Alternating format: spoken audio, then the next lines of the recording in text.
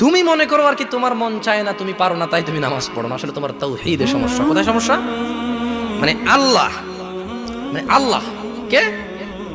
আল্লাহ তিনি যে তোমার হিসাব নিতে সক্ষম এবং তিনি যে তোমার হিসেব নিবে, তুমি এটা পরিপূর্ণভাবে বিশ্বাস করো না, তাহলে তো তুমি নামাজ পড়তে, তুমি মনে করো আর কি তুমি নামাজ পড়ছো না, তুমি গাফেল।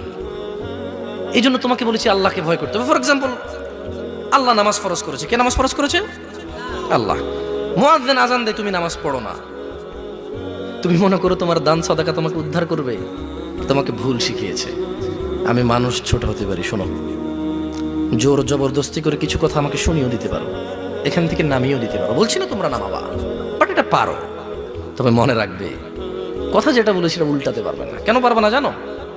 কারণ এই কথা উল্টানোর জন্য তোমাকে কথা থাকতে হবে। মনে রাখবে, তোমার দান সাদাকা